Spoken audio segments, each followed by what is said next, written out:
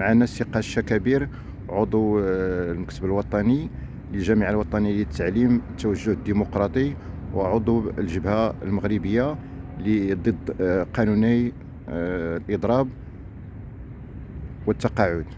سي قاشة، الإضراب، لماذا الإضراب في هذا الظرف بالذات؟ وما هي المحطات المقبلة من بعد هذا الإضراب؟ التصور ديالكم ما بعد الإضراب. شكرا جزيلا بداية للاستضافة. فيما يتعلق بالإضراب العام الذي تخوضه الجبهة المغربية ضد قانوني الإضراب والتقاعد، والجامعة الوطنية للتعليم التوجه الديمقراطي تشكل رافدا من روافد هذه الحركة الاحتجاجية وهذه المقاومة الميدانية والمجابهة أيضا لمجموعة من التعديات ومجموعة من الانتهاكات التي تخوضها حكومة الواجهة المحكومة بإملاءات صندوق النقد الدولي والبنك العالمي ومنظمة التجارة الدولية. بالنسبة لنا خوض هذه المعركة هو من أجل إسقاط القانون التجريمي للإضراب. هذا القانون التجريمي للإضراب هو شكل من أشكال الغارات البرجوازية على الحقوق وعلى الحريات. هذه الغارات البرجوازية سندها أو رأس رمحها هو حكومة ثاني أكبر المليارديرات بالمغرب، وهو السي خنوش الذي أصبح عنوانا لكل الانتهاكات والغلاء في الأسعار والتضخم والمزيد من جر المغرب نحو القعر الاستبدادي ونحو قعر الفساد. بالنسبة لهذا القانون التجريمي للإضراب، هو قانون جاء لإنهاء ما يسمى بالإضراب سواء في القطاع العام أو في القطاع الخصوصي. لماذا؟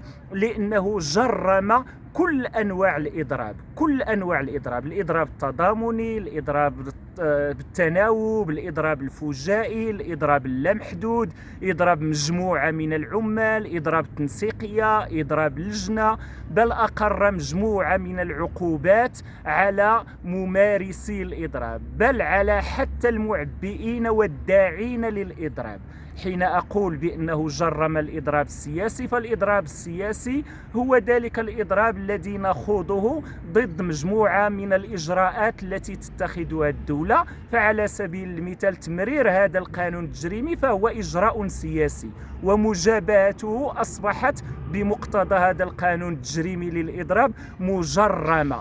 بل أكثر من ذلك، أقر هذا القانون التجريمي مجموعة من العقوبات، فيها عقوبات تأديبية وعقوبات جنائية أيضا. العقوبات التأديبية فيها الفصل من العمل دون ضمانات تأديبية. بالنسبة للعقوبات الجنائية فكلنا نعرف الفصل 288 من القانون الجنائي، وهذا القانون التنظيمي يحيل عليه كل مرة، بل أكثر من ذلك يتوعد المضرب بأنه سيمسح به الأرض كما نقول. بالنسبة لنا هذا القانون التجريمي للإضراب كلما مر من مؤسسة من هذه المؤسسات التشريعية التي لا تقوم بدور التشريع بقدر ما تقوم بدور غرفة التسجيل، إلا وأضيفت له مجموعة من المقتضيات التضييقية والتكبيلية والتجريمية لممارسة حق الإضراب. وآخر ما تم إضافته إليه هو مقتضى المنظمة النقابية، وهذا المقتضى يعني بأن كل منظمة نقابية خاضعة للتوجيه السياسي المدافع عن مصالح الأغنياء أو للتوجيه الأمني هي التي يمكنها أن تمارس حق الإضراب مستقبلا، ولكنه حق منزوع المخالب والأنياب. لماذا؟ في القطاع العام مثلا ما بين إعلان الإضراب وخوض الإضراب ينبغي أن تنقضي مدة 60 يوم. 60 يوم كفيلة بنزع فتيل الاحتقان والتعبئة النقابية من أجل خوض ممارسة نقابية صحيحة.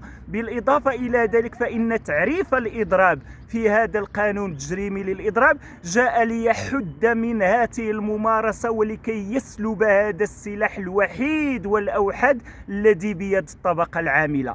لذلك نخوض هذه المعركة، معركة 5 و6 فبراير، كإضراب عام وطني وحدوي، وعيننا موجهة على استثمار هذا المناخ النضالي وهذه التعبئة وهذا الحوار والنقاش السياسي والاقتصادي والاجتماعي في المغرب لرفع هذا النضال حلقات أكثر تقدما في مسار التصعيد في أفق الانفتاح على إضراب سياسي حقيقي يواجه هذه الخيارات، خيارات جر المغرب نحو المديونية وتوثيقه وتغليله، بل أكثر من ذلك سوقه إلى سوق النخاسة. لذلك فالمعول عليه الوحيد والأوحد هو هذه الطبقة العاملة التي هي رئة النضال من أجل إسقاط الفساد والاستبداد. فلا بديل بالنسبة لنا عن النضال الوحدوي المنسق وعن توسيع التشبيك وتوسيع التشاور وتوسيع الحوار بين كل منظمات النضال النقابي الصادقة والسياسي المنافح والمدافع على مصالح الطبقة العاملة من أجل إسقاط هذا القانون التجريمي. السي قشا، واش دابا اليوم الثاني من الإضراب اللي كان مقرر في 5 و6 من شهر فبراير، دابا حنا في اليوم الثاني، مش ممكن نعرفوا نسبة النجاح ديال الإضراب والتجاوب ديال نعم، بالنسبة لليوم الأول من الإضراب كانت النسبة 84.9 تقريبا من الاستجابة له على المستوى الوطني، وهي نسبة غير مسبوقة في تاريخ الإضرابات العامة بالمغرب.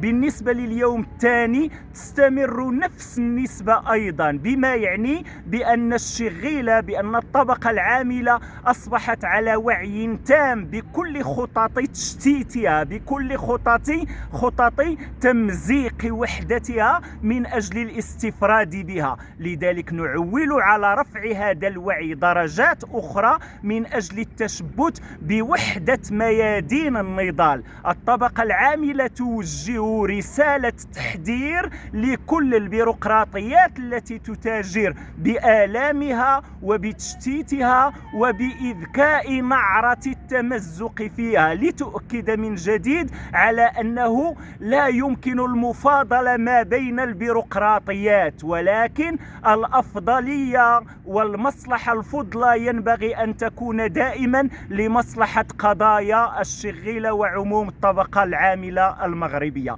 وبهذه المناسبة نحييها على هذا الوعي الذي راكمته انطلاقا من مجموعة من الهزائم السابقة لتتحد ولكي توحد صفوفها ولكي تكون حربة حقيقية في وجه عدوها الطبقي. شكرا سي قشا على التصريح هذا، ونتمنى لكم التوفيق. شكرا جزيلا لك سي مصطفى.